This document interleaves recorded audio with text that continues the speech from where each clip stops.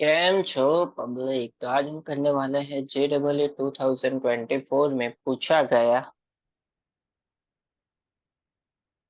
एक क्वेश्चन। तो देखते हैं कौन से चैप्टर में से क्वेश्चन पूछा गया था। तो JEE 2024 में रिलेशन एंड फंक्शन में से क्वेश्चन पूछा गया था कुछ ऐसा। Let A is equal to 1 2 3 4 and 5। एक सेट हमको दिया गया है। B the number of relation such S. एक इक्वेशन हमको दिया गया है 4x लेस देन और equal to 5y and x related with y। Then and b, यहाँ पे m is the number of relation. इस इक्वेशन से कितने रिलेशन हमको मिलते हैं वो हमको फाइंड आउट करना है। And n be the minimum number of element to be added from A cross A मतलब 1 1 1 2 1 3। उसमें से कितने सिमेट्रिक रिलेशन हम इस वाले इक्वेशन के ऊपर से फॉर्म कर सकते हैं वो हमको फाइंड आउट करना है। यानी कि m की वैल्यू फाइंड आउट करनी है, n की वैल्यू फाइंड आउट करनी है एंड उसके बाद दोनों का करना है हमको सम। चलिए देखते हैं कैसे करेंगे हम।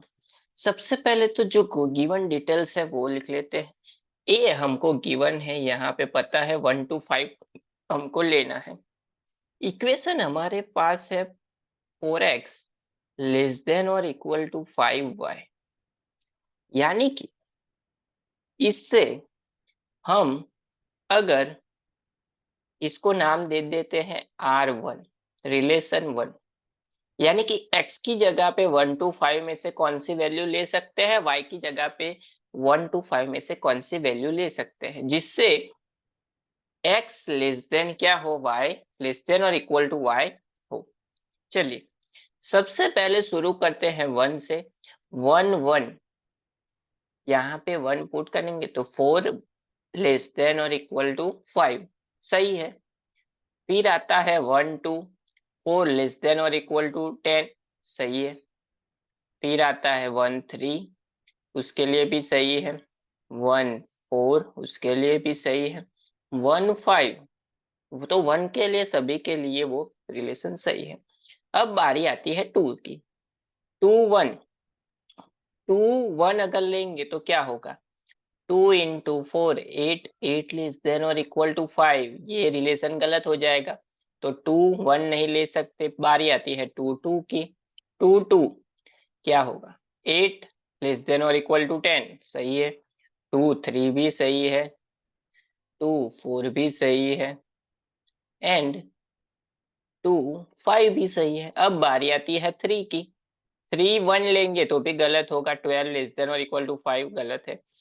मतलब कि x की वैल्यू क्या होनी चाहिए, या तो सेम वैल्यू होनी चाहिए या तो उससे बड़ी होनी चाहिए। यानी कि 3 होनी चाहिए तो सही है, या फिर उससे बड़ी यानी कि 4 भी सही है एंड 5 भी सही है। उसी तरह से 4 भी सही होगा, 5 भी सही होगा एंड लास्ट वन 5 भी इस रिलेशन के लिए सही होगा। चलिए सबका सम कर लेते हैं अपन लोग। एक 1 2 3 4 5 6 7 8 9 10 11 12 13 14 15।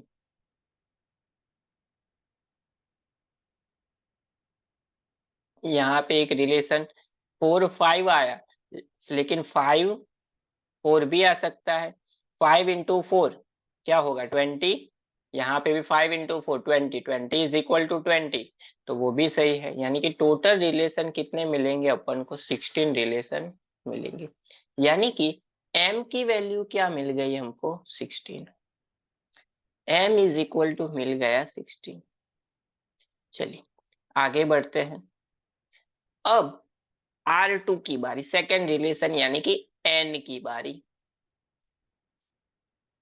n में क्या दिया हुआ है, n be the minimum number of element to be added from a cross a to make symmetric relation। यानी कि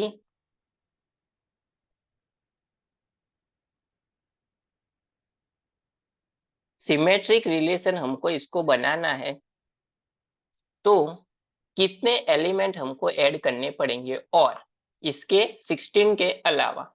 चलिए, ये तो सिमेट्रिक है, तो इसको सिमेट्रिक करने के लिए हमको कौन सा ऐड करना पड़ेगा, 2 1। इसको सिमेट्रिक करने के लिए कौन सा ऐड करना पड़ेगा, 3 1। इसको सिमेट्रिक करने के लिए करना पड़ेगा 4 1।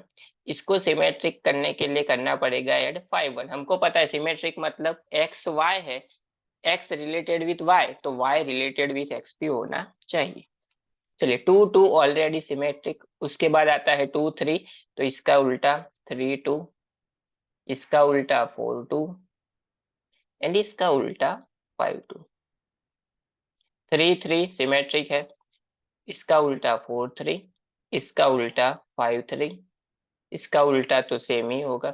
यहाँ पे देखिए 4 5 गिवन है, 5 4 ऑलरेडी सिमेट्रिक गिवन है, 5 5 ऑलरेडी सिमेट्रिक गिवन है, यानी कि 1 2 3 4 5 6 7 8 9, यानी कि n की वैल्यू क्या मिल गई हमको, 9। m मिल गया 16, n मिल गया 9, दोनों का सम कर देंगे तो आंसर मिल जाएगा 25। यानी कि हमारा करेक्ट आंसर हो गया सेकंड वाला जो हमको पूछा गया